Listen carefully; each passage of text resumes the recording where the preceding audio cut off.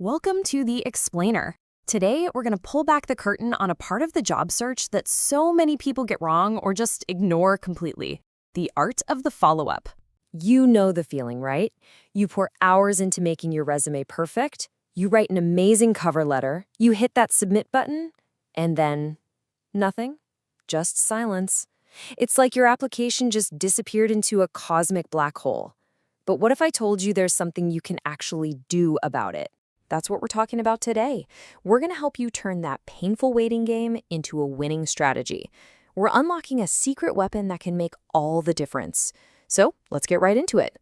So why is this whole follow-up thing so critical?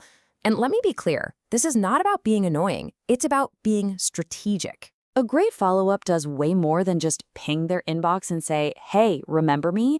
It immediately makes you stand out from the crowd because, honestly, most applicants just don't bother. But more than that, it's a real-time audition for your soft skills. It shows you're a great communicator, you're diligent, and it proves your excitement for the role is legit.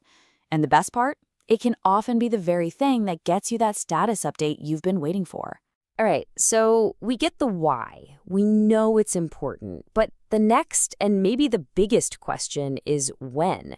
Because with this stuff, timing is absolutely everything. This chart right here, this is a huge reality check for all of us. Look at this. Nearly 40% of companies take 3 to 4 weeks to hire, and another quarter of them take even longer. This tells you one crucial thing. You've got to be patient. Following up the next day doesn't make you look eager. It just shows you don't get how this works. You have to respect their process. So how do we turn that patience into an actual plan? Simple. This timeline is your guide. For that first follow-up after just sending in your application, give it a good 1 to 2 weeks. But see, after an interview, the clock starts ticking immediately. That thank you note, it has to go out within 48 hours, period. Then, if you need to check in on the status, give it about a week. This isn't just a random schedule. It's a strategy that shows you're interested, but also incredibly professional. But what happens when you do everything right and you're just met with radio silence? This is where your strategy has to evolve. Instead of just asking, "Hey, any updates?" your next follow-up around the 2 or 3 week mark should offer something new value. Maybe mention a new skill you picked up or a relevant article you read. If you're still hearing crickets after a month, you can send one final super professional check-in. And after that, you gotta know when to gracefully move on and put your energy elsewhere. Okay, so you've mastered the why and the when. The next piece of this puzzle is the how, because picking the right way to communicate is just as strategic as picking the right time. You've got options, and the one you choose says a lot about your professional judgment.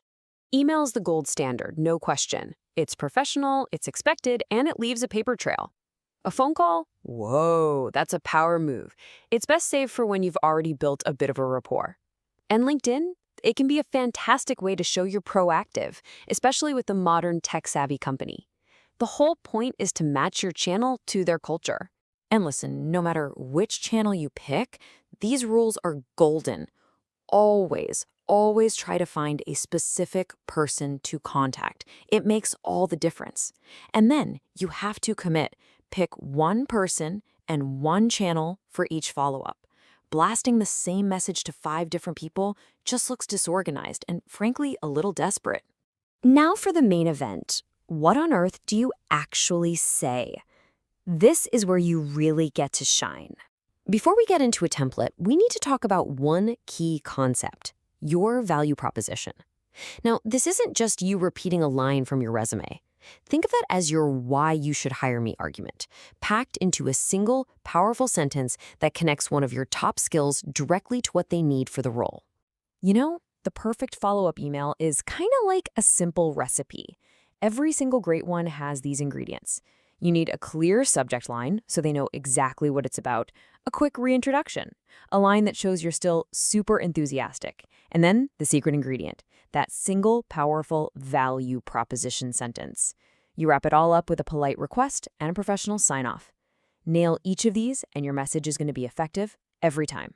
Let's just look at this side by side. The difference is night and day, right? The message on the left is fine, I guess, but it's totally forgettable. It could be from anyone about any job. The one on the right proves you've done your homework. It shows you're not just looking for a job, you're excited about this job, and that instantly makes you a much, much more interesting candidate. Okay, so we've covered all the things you should do, but what about the stuff you definitely shouldn't do? Let's tackle some of the common fears that hold people back from following up at all. Yeah, this is the big one, isn't it? The one that keeps people up at night. Nobody wants to be that person, the one who crosses that fine line from being persistent to being a pest. It's a totally real fear. But here's the secret. It's all in the delivery. A follow-up that's sent with confidence and genuine professional determination isn't seen as annoying. It's seen as resolve. Your tone is the only thing that separates persistence from pestering. It's not what you do, it's how you do it. And hey, part of being a professional is knowing when to stop. If you've made 2, maybe 3 polite, well-timed attempts and you're still hearing nothing back, it is time to gracefully disengage. This isn't about giving up, it's about being strategic with your time and investing your energy in opportunities that are actually moving forward. So let's bring it all home. The art of the follow-up is really just about being a pro. It's about respecting their timeline, choosing your channel wisely, and crafting a personalized message that actually adds value. When you do all that, you're not being pushy. You're building your professional brand with every single email, showing them that you're diligent, engaged, and exactly the kind of person they want on their team. At the end of the day, your resume shows what you've done in the past, but your follow-up, that shows who you are right now. It's a live demonstration of your communication skills, your professionalism, and your genuine interest. So the real question is, what story will your next follow-up tell about you?